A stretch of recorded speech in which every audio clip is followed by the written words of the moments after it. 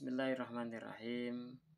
Alhamdulillahirabbil alamin wa bihi nasta'in ala umurid dunya waddin. Wassalatu wassalamu ala sayyidil mursalin wa ala alihi wa ashabihi ajma'in, amma ba'd. Allahumma la ilma lana illa ma 'allamtana innaka antal alimul hakim. Allahumma anfa'na bima 'allamtana wa 'allimna ma yanfa'una wa zidna ilma.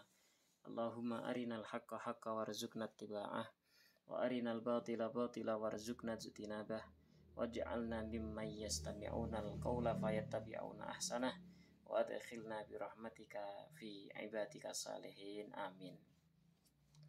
Hadirin wal hadirat, mustami'in mustami'at rahimakumullah.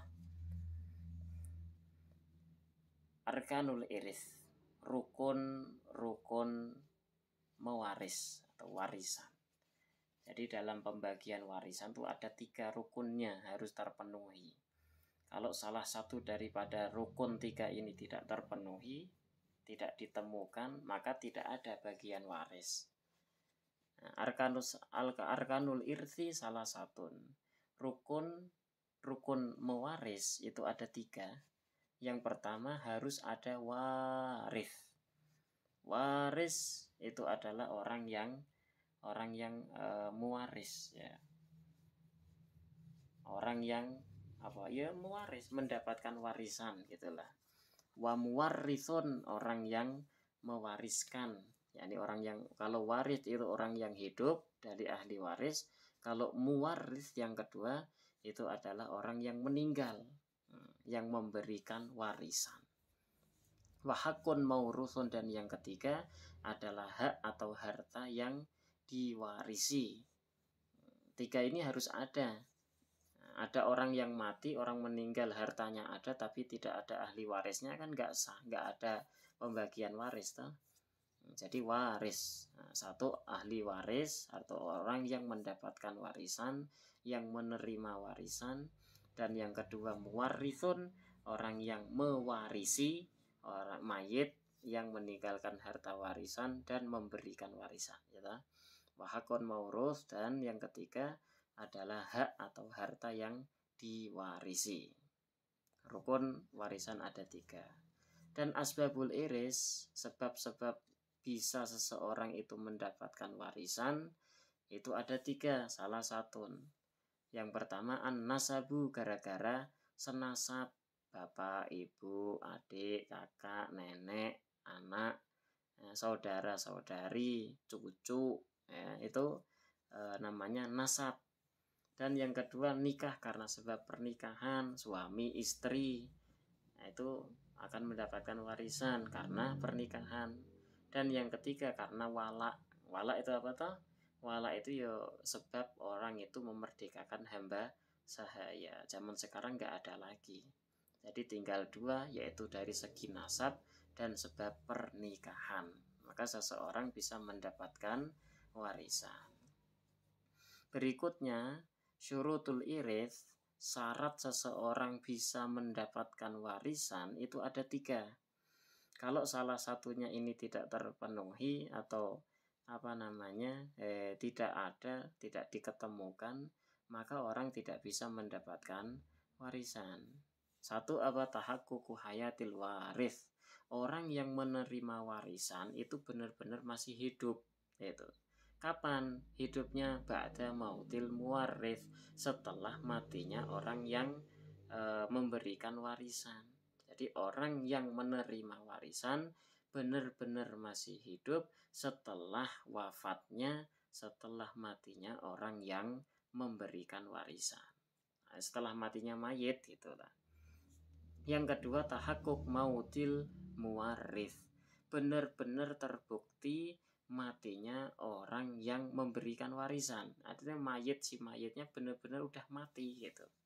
Kalau belum mati kan belum bisa memberikan warisan, hartanya belum bisa diwarisi.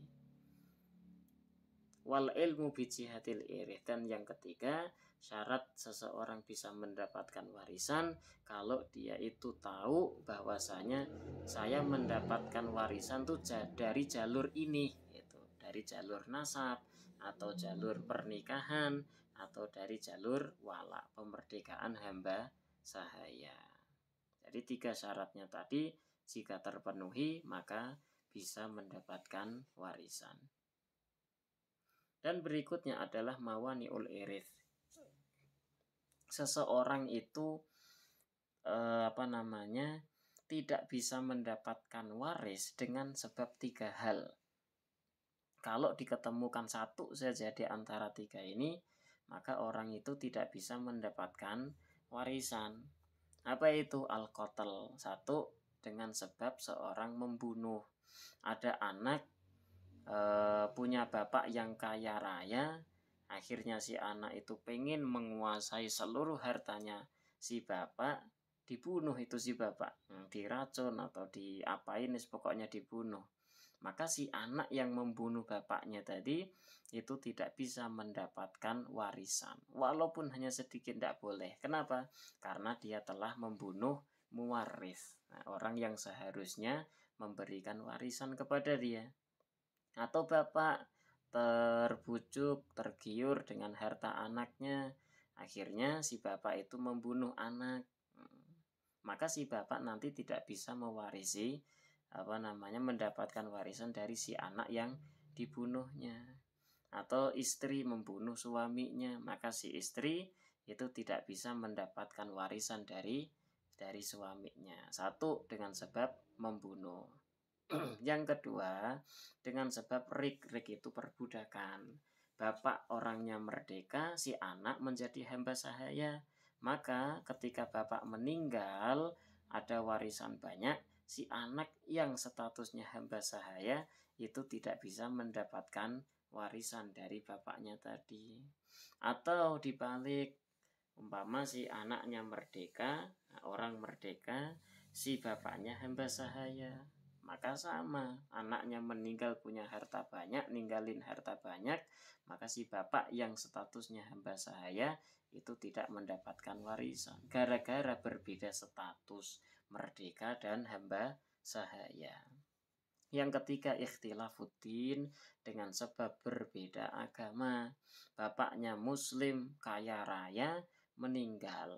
Si anaknya dapat warisan atau tidak? Seharusnya dapat. Tetapi gara-gara si anaknya itu non-muslim, maka si anak yang non-muslim itu tidak bisa mendapatkan warisan dari bapaknya yang muslim. Jadi ada 3 mawani'ul irith, seseorang bisa tercegah daripada mendapatkan warisan. Yang pertama dengan sebab membunuh, yang kedua dengan sebab beda status hamba sahaya dan orang merdeka, dan yang ketiga dengan sebab berbeda agama.